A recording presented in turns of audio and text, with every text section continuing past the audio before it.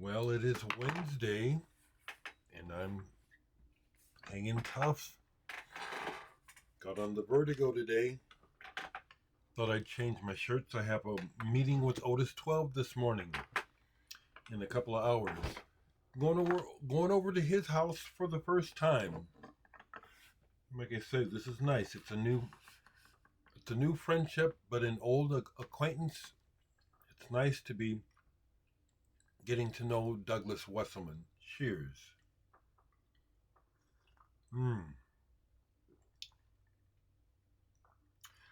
Bit on the noisy side this morning, but I am just so thankful that I'm just going to shine it on and just focus on what's before me rather than that.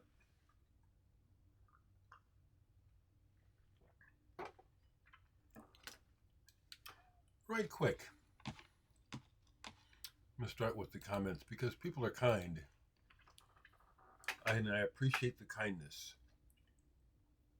I do. So let me first get this filter right because it sorts by most relevant, which I don't. Relevant to who? I want to see the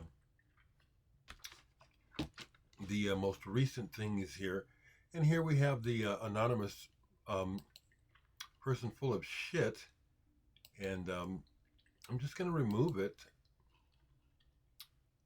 And the person thinks they're clever, but they're just showing that they're really mentally ill, using the names of people that I know as though it's going to. I don't know what they think it's going to do.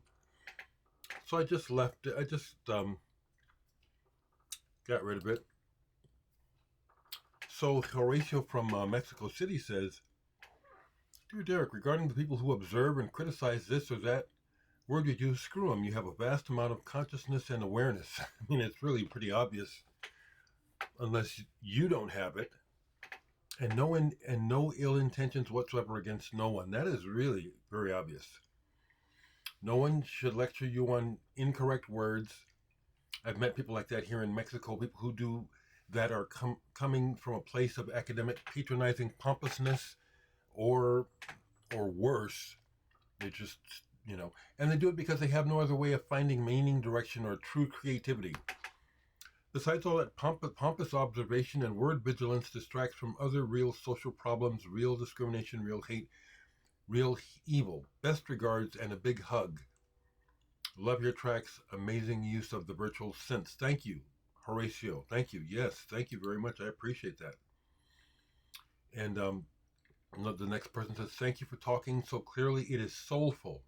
I speak my soul." And then Bluger shares, "It's a real shame the world isn't exposed more to real music like yours. Screens have a lot to do with it. Turn the screen off and they wouldn't be listening to any of the mainstream artists." Thank you, sir. Thank you so much. I appreciate all you folks. And then I got some feedback regarding Thick as a Brick. Someone, DJ Trish, is sending me some more stuff. Thank you, Trish. Thank you, folks. Thank you. And there's always one rotten apple in the bunch, and it's perplexing actually as how the person can be so blind to their own actions.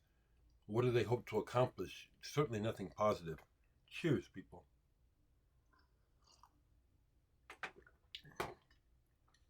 So I got a package from Brian Day, Public Eyesore, yesterday. I want to mention these, but I haven't really absorbed them yet. But I do want to call attention to Brian Day, Public Eyesore Records. He's out in San Francisco.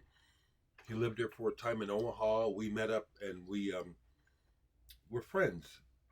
We've collaborated. I have two releases on Public Eyesore. One is a collaboration with Brian Day, but he sent 3 new releases on Public Eyesore for Associated. And just real quick, because my first impressions are very good. of these releases, and also I'm just feeling like I'm observing Brian Day just expand and advance what he does. He's been doing this label for a long time, and it looks like it's being successful. And I applaud him. I especially applaud his daring writ of releasing real avant-garde experimental outside music, because everything that he releases I don't like, and some of it I can't even understand. These latest three are three winners from the first listen. First up we have S Glass, Benign Neglect. Excuse me, there's that coffee hitting me. Brian's doing a great job. So totally pro, so totally focused on what the artist wants to present. I'm going to go ahead and use the one sheets to help describe, because I think some of you folks may want these releases. So the S Glass presents a trio of tottering audio travelogues and vestigial recollections, impressionistic alingual exchanges splattered with organic tribological noise, ebbing bursts of avian chatter, and unsettling ficto-mechanical percolations. Now that's some serious writing and description there. Music for feudal mediation, creative hair removal, and microwavable flatware.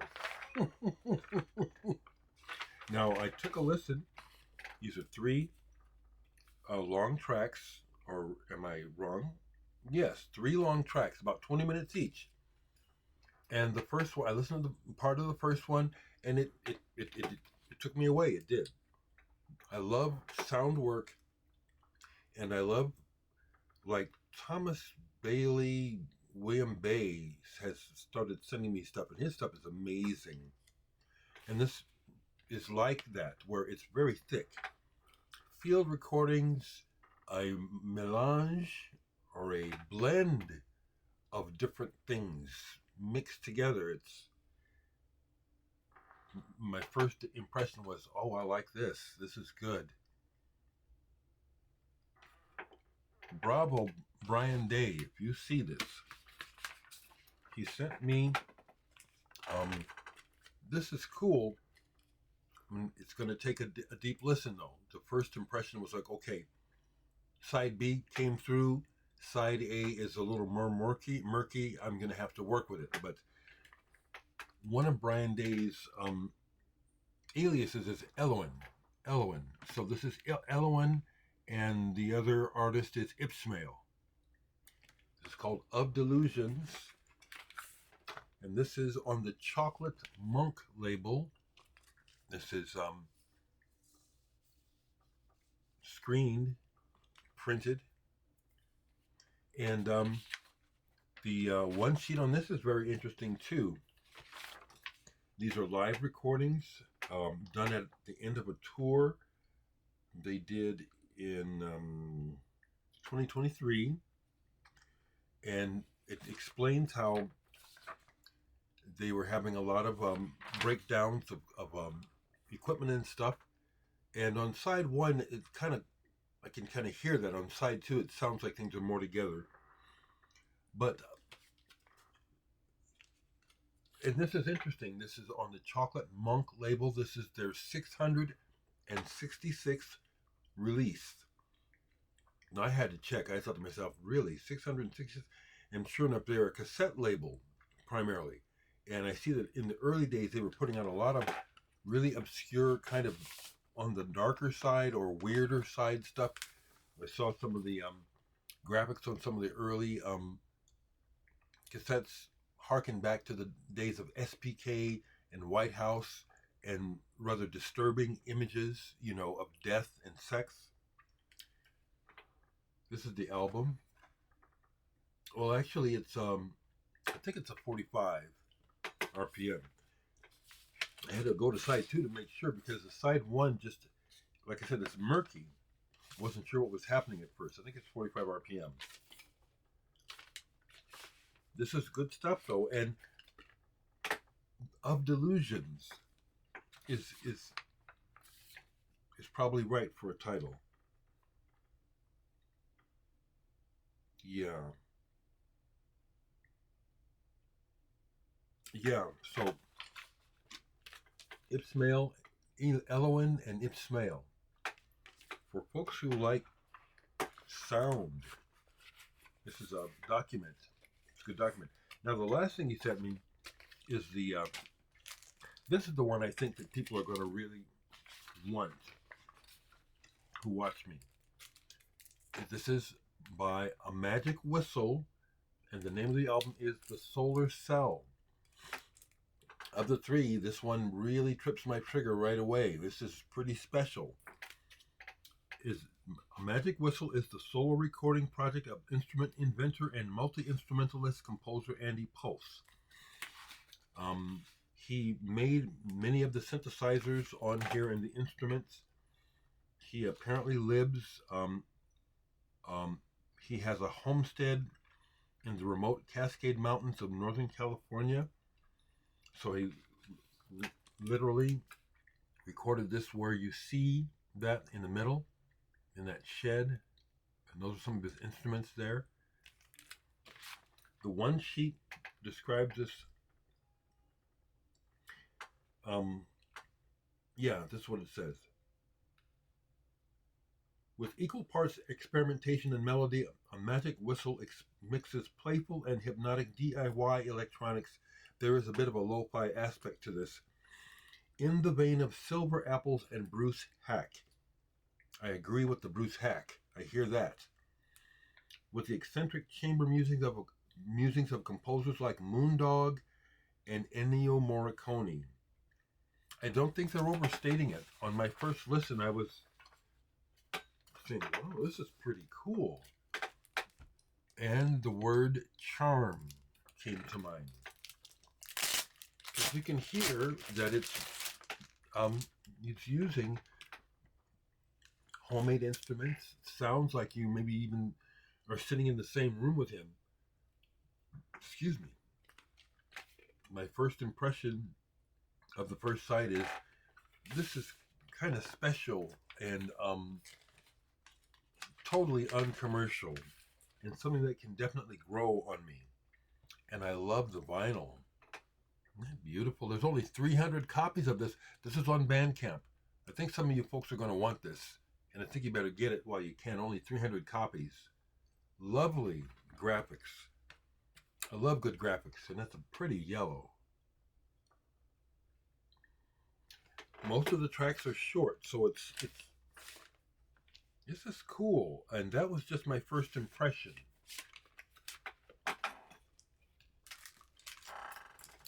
Brian, if you see this, thank you for still being my friend and keeping me on your mailing list of releases. Kudos to you and Public Eyesore. Cheers.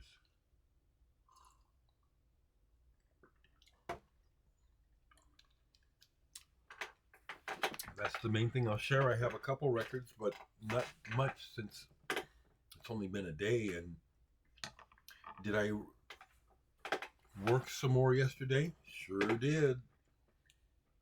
And again, my attitude is one of thankfulness and gratitude to be able to do it.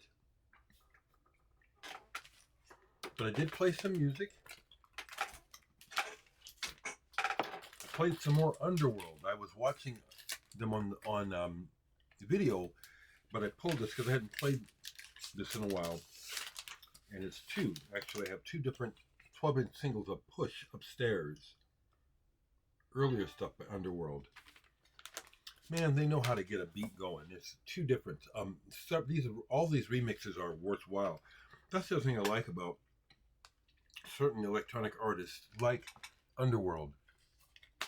They do electronics well, and they choose well for their collaborations on remixes. Some people, like when remixing first started, some remixes were really just awful.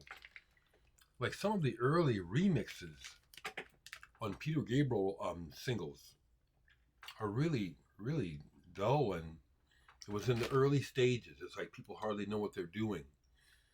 So several early remixes like that of Peter Gabriel music, it's like, no, that ain't happening.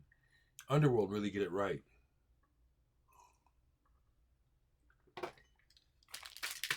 It caused me to pull this 12-inch, which it's Mistakes Music. The artist. See, that's the thing about these techno electronic singles. Half the time you can't tell who's who. So one side of this is called Saturn. Oh, okay, it's Sebastian Leger. Leger. However you say his last name. I think he's French. I have some other things by him. So that's why this is so good. This is a banger. Saturn and Something Else. 12-inch single on the Mistakes label. This is killer. Sebastian Leger is really good. That is really good. And then it was time for well, I just like variety, and so it was time to go in this direction yesterday. And listen to most of this by organist Larry Young, Lawrence of Newark. Now, some of my TV watching led to this, because I watched a 40-minute clip of Tony Williams' Lifetime, 1971, with Larry Young on the organ. Really enjoyed the performance, everyone involved. But Larry Young's organ playing is very distinct. You only need to hear a few notes and you know it's him. I mean, he's that strong of a character on his instrument. And he's made some Unity, the album Unity on Blue Note. It's a classic. This is wonderful. It's not fire. This is more cerebral. Lawrence of Newark. It's not, it maybe is spiritual, but okay, see, I'm funny like that. Yeah. The camera's creeping up. And that's one thing I learned and kept from working in movies is headroom in the shot. You don't want too much headroom. Like, don't have a head's amount of space above your head in the shot, generally speaking. That's why I adjust that. But this is a reissue. These old albums are really getting expensive to find. But this has a open, inviting sort of air to it. Saudia, it's nice. Side one, the first title kind of explains it. And then Hello, Your Quietness. These titles are perfect. A lot of times I really don't pay attention to stuff like that. I'm just listening, you know. But some of the people on this album, he's got Yuma Santos on tom-tom, cowbell, congos. I believe Yuma Santos was the percussionist with Jimi Hendrix at Woodstock. James Blood Ulmer plays on here. Junie Booth on bass, who's been with Sun Ra and many other people. And there was another name. There's a mystery guest on saxophone. I couldn't identify by listening. But I didn't listen that closely to the saxophone. This is wonderful. Larry Young, Lawrence of New York.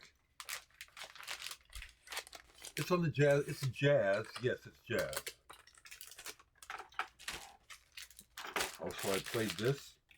Nubia Garcia, a young musician associated with jazz as well as, I think, hip-hop, This is a 12-inch single of hers called Source Our Dance.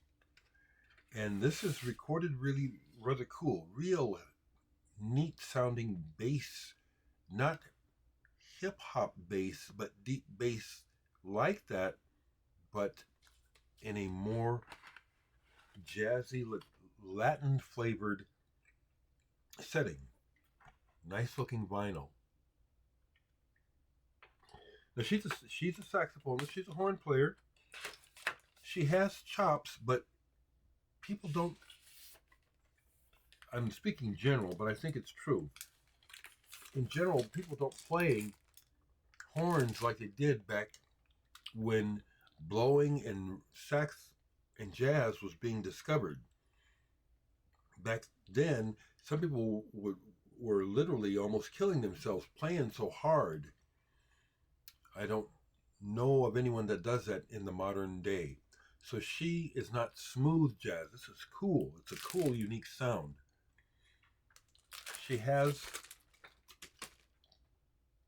can play, but it's fairly understated. It's more like the total picture is more important than really paying attention to how well she's playing a solo. That's what I mean. It's really good. And it could have been a one-sider, but it was so good I played both sides. Really good. Nubia Garcia. Now here's one where this is from my progressive rock collection, and this is one where it was a late comer to me finding out about it. Panna Fredda, and the album is Uno. And this is, I don't recommend this, okay? And yet there may be someone who really likes this and will speak up and talk about it. This is almost not prog.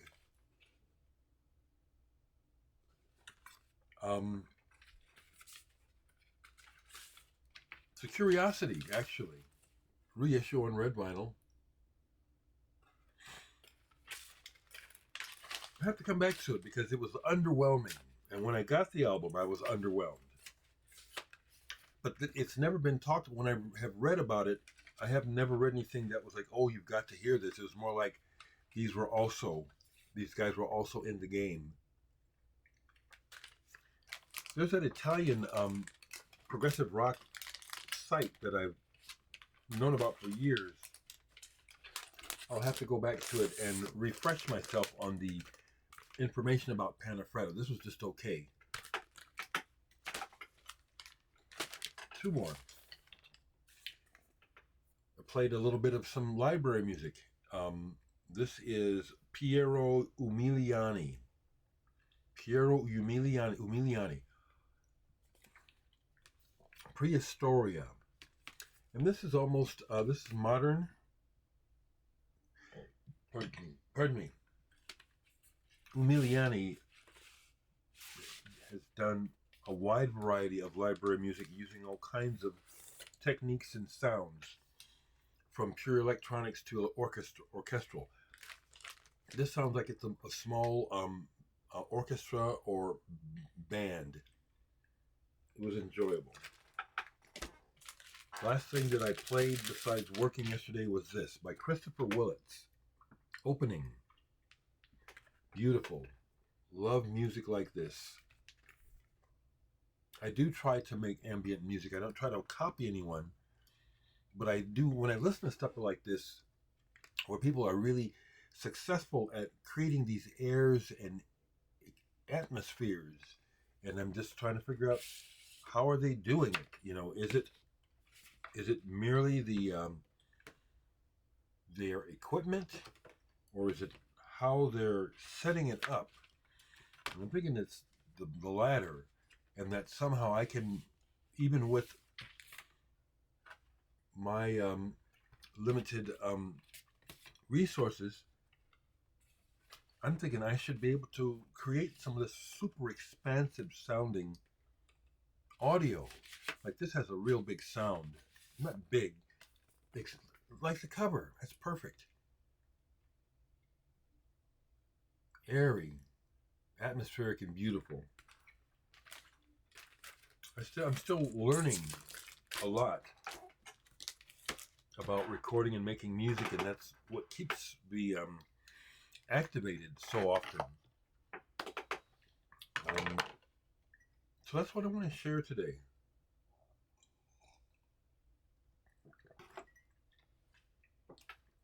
I'm glad to be part of an international community of loving, kind people. My heart goes out to folks who are not part of that, and I'm a little perplexed as to why they insist on being negative, hateful, and why they bother me and us. I'm going to say us.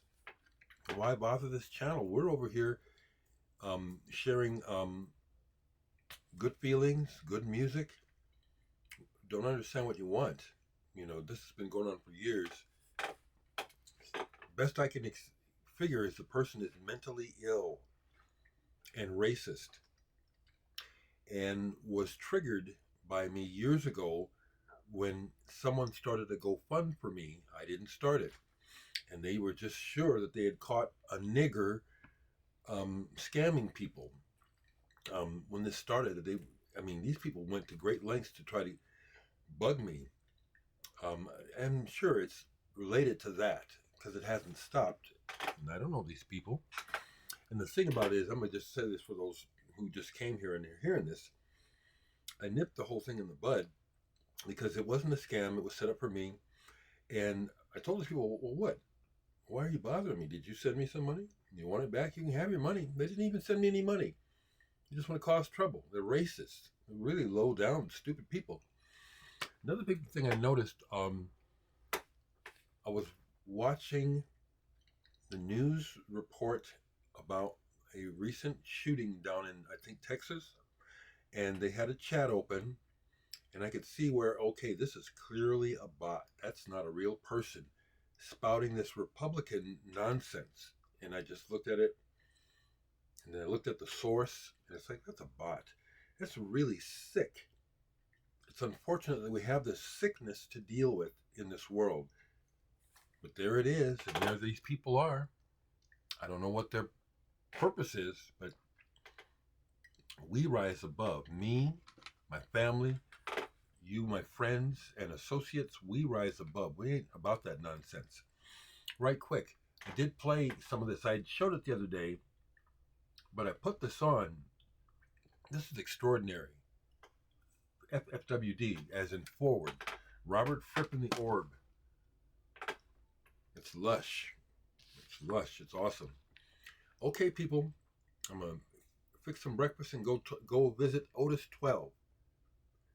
As always, folks, talk to me. Leave your comments. As always, folks, you negative people, you insist on coming back with fake names, which is really lets me know that you're sick. You're outed. You just come over and just sound sick. You know, so everyone, have a good day. Stephanie, my sister, Adrian, if you see this, Kareem, if you watch it, I love you guys so much. I do miss your presence. I just miss the fact that if I wanted to drive over and see you, I can't. I'm feeling that. I'm feeling that. I don't feel lonely. I just wish that we could be together sometimes. And along those lines, my relationship with my neighbors, my cousin Raymond, and then the Mexican couple, Ray and his wife, fantastic. And we interact on a regular basis, and it feels good.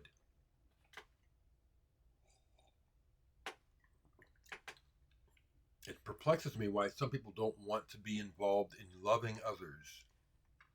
Why they want to be oppositional and hateful and full of shit. I don't understand that. I don't understand it. Okay, folks, share your love, shine your light.